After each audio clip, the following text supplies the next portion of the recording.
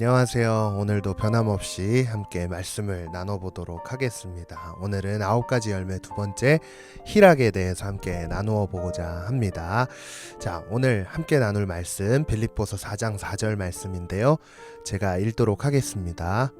주 안에서 항상 기뻐하라. 내가 다시 말하노니 기뻐하라. 아멘. 자, 오늘 함께 나누기 원하는 두 번째 성령의 열매는 희락입니다. 자, 희락은요, 한자로 풀었을 때 기쁠 희 즐길 락이라는 한자를 사용을 하는데요. 자, 문자 그대로 풀이를 해보면 기뻐하고 즐거워하다 라고 풀이를 할 수가 있습니다. 자, 그래서 성령의 열매 두 번째 희락의 열매를 맺는다는 것은요, 뭘까요? 항상 즐거워하고 항상 기뻐할 수 있다는 것을 의미하는 것입니다. 자, 오늘 이 희락에 대해서 한번 묵상을 해볼 텐데요. 자, 오늘도 말씀을 들을 때에 여러분들 눈과 귀와 또 마음까지 다 준비돼서 함께 말씀을 나누고 또 들었으면 좋겠습니다. 전도사님 준비를 좀 많이 했어요. 큐티 한다고. 뒤에 이 배경 보이시죠? 이 배경이 현수막인데 전도사님 제작을 한 거예요. 굉장히 다른 느낌적인 느낌으로 가려고 굉장히 어색하네요. 그런데 어쨌든 시간을 또 마음을 굉장히 여기에 투자를 하고 있다는 걸 알아주셨으면 좋겠어요. 그래서 여러분들이 말씀 앞으로 나오는 귀한 시간 되기를 전도사님도 열심히 준비할 테니까 여러분들도 오늘 말씀에 집중해 주시길 부탁드립니다. 자, 여러분 오늘 본문이 이제 빌립보서 4장 4절이었잖아요. 이 빌립보서를 기록한 사람이 사도 바울인데, 자, 이 사도 바울이 본문에서 주 안에서 항상 기뻐하라. 내가 다시 말하노니 기뻐하라 라고 권면을 하고 있는 것을 볼 수가 있는데요. 자, 그런데 이 권면이 특별한 이유가 있습니다. 그것은 빌립보서가 쓰여진 배경을 살펴보게 되면 사도 바울이 우리에게 기뻐하라 라고 권면한 것이 매우 특별했다는 것을 알 수가 있는데요. 이 빌립보서가 쓰여진 당시에 바울은 감옥에 갇혀 있었습니다.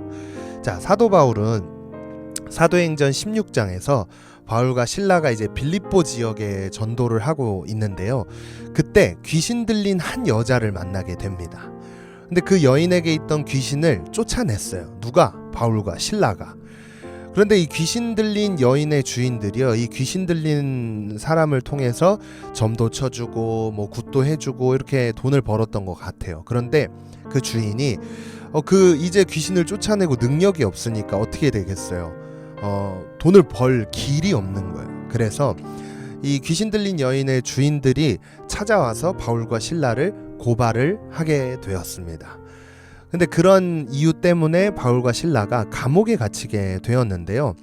자, 그러나 그럼에도 바울은 빌립보 교인들을 향해 본인이 자신이 감옥에 갇혔지만 그럼에도 불구하고 이렇게 고백을 하는데, 빌립보서 1장 18절에 보면 그러면 무엇이냐, 거칠애로 하나 참으로 하나 무슨 방도로 하든지 전파되는 것은 그리스도니 이로써 나는 기뻐하고 또한 기뻐하리라.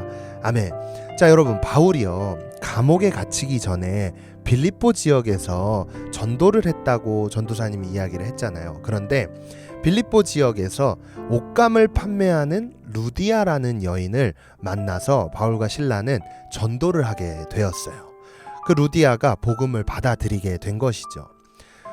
그런데요, 이 바울이 그 귀신 들린 여인을 쫓아낸 다음에 감옥에 갇히고, 그 감옥에서 사도행전 16장을 한번 보면 좋은데 시간이 짧기 때문에, 자, 이 사도행전 16장에서 어떤 역사가 일어나냐면 바울과 실라가 감옥에 갇혀 있음에도 불구하고 그곳에서 찬양과 기도를 엄청나게 열심히 한단 말입니다. 그런데 찬양하고 막 이렇게 하니까 하나님이 역사를 보여주신 거예요. 어떤 역사가 나타났냐면 감옥의 모든 문이 열리고 그 바울과 실라를 이렇게 잡고 있었던 그 족쇄들이 다 풀어지게 된 거예요. 근데 거기서 간수가 그걸 딱 보고 큰일 났다, 이 범죄자들이 다 도망갔겠지 하고 딱 들어갔더니 바울과 실라가 그 자리에 있었던 거죠. 그걸 보고 간수가 이거는 하나님이 아니면 도저히 이런 역사를 나타내실 분이 없다라고 생각을 하고 거기서 복음을 받아들이게 됩니다. 자, 감옥에서도 복음을 전하게 된 엄청난 역사가 나타나죠.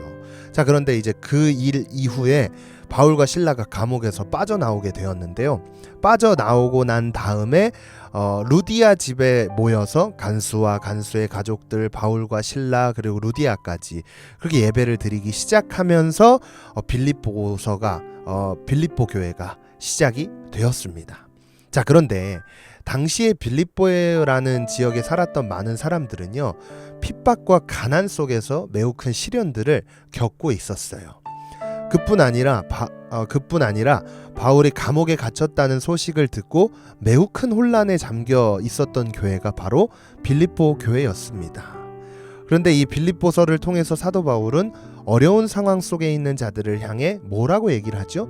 기뻐하라 라고 권면을 하고 있는 것이 바로 이 빌립보서의 특징입니다. 그래서 약 16번 정도 기뻐하라 라는 말이 강조되고 있는 것을 볼 수가 있는데요.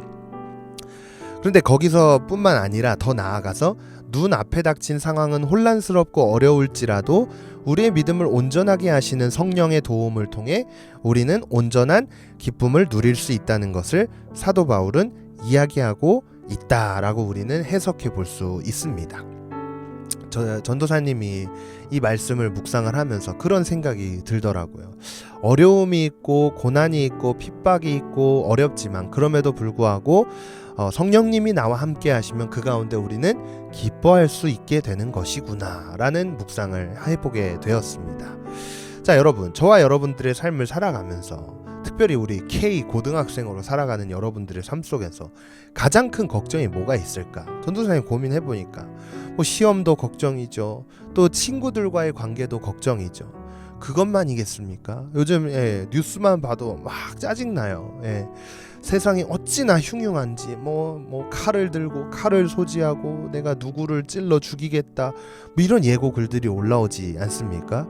아주 흉흉한 세상을 살아가고 있는데 그때 그리스도인들조차도 이런 어려운 상황들을 맞닥뜨릴 때 기뻐할 수 있는 사람이 몇 없다라는 것을 우리는 알 수 있습니다. 그러나 우리 그리스도인들이 맺어야 할 열매는 바로 오늘 기쁨의 열매인 희락의 열매라는 것을 기억해야 합니다. 그래서 바울은요, 다른 서신서들을 통해서도 이렇게 이야기를 하는데 특별히 데살로니가전서 5장 16절에 보면 항상 기뻐하라 라고 기록하고 있습니다.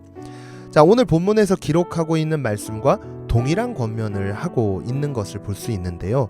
이처럼 어려움 중에서도 기뻐할 수 있는 것, 그것은 그리스도인들만이 누릴 수 있는 특권이자 축복이라는 것을 기억해야 할 줄로 믿습니다.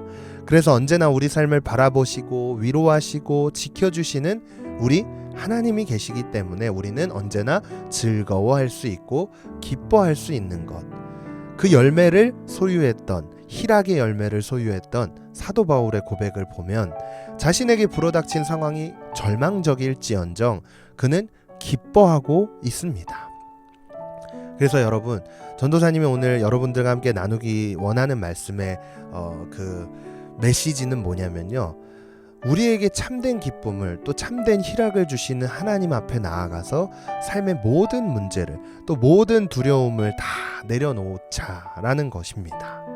그리고 우리의 마음 가운데 온전한 성령의 희락의 열매를 맺으시는 그 성령의 도우심을 느낄 때 우리는 이 어려운 상황들조차 이겨낼 수 있고 견뎌낼 수 있고 더 나아가서 기뻐할 수 있게 된다는 것을 기억하면서 성령의 9가지 열매, 이 희락이 주는 의미가 뭐겠습니까? 어떤 상황과 어떤 환경 속에서도 어떻게 기뻐할 수 있는 게 바로 희락의 열매다라고 저는 정리를 하고 싶습니다. 이 말씀 앞에 이제 결단을 하면서 혹시 두려움 가운데 계신 분이 있습니까? 염려와 불안, 걱정과 근심 속에서 절망하고 있는 분이 있습니까? 그때 이 말씀을 기억하십시오. 마태복음 5장 12절인데요. 기뻐하고 즐거워하라. 하늘에서 너희의 상이 큼이라. 너희 전에 있던 선지자들도 이같이 박해하였느니라. 아멘. 이 땅에 소망이 없습니다. 이 땅만 보십시오. 당장 우리에게 닥친 시험과 인간관계의 문제, 또 이 흉흉한 세상들을 봤을 때 소망이 없습니다. 이걸 바라보기 때문에 우리에겐 기쁨이 없어요. 그러나 훗날 우리를 저 천국에서 맞이하실 하나님을 바라본다면 어떻게 되겠습니까? 우리는 기뻐할 수 있게 되는 것입니다. 그때 성령의 도우심을 통해 우리는 이 희락의 열매를 맺을 수 있게 되는 것이고요. 그러니 이제 우리가 힘을 내어 우리에게 참된 기쁨과 희락의 열매를 맺으시는 성령님의 도우심을 간구하며 말씀과 기도의 자리에서 결단할 수 있는 우리 모두가 되기를 간절히 소망하며 함께 마음을 모아 기도하겠습니다. 하나님 감사합니다. 오늘도 변함없이 말씀의 자리 앞으로 나와 하나님께서 들려주시는 그 말씀을 들을 수 있도록 인도하심에 감사를 드립니다.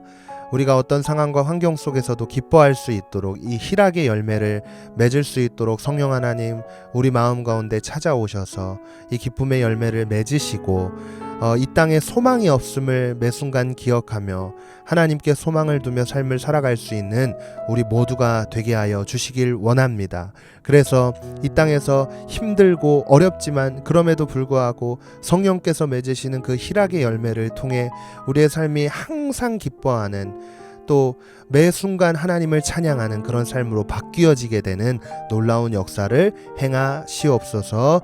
모든 것을 주님께 맡겨드리며 결단한 모든 결단이 함께하여 주실 줄을 믿으며 이 모든 말씀 예수님의 이름으로 간절히 기도했습니다. 아멘.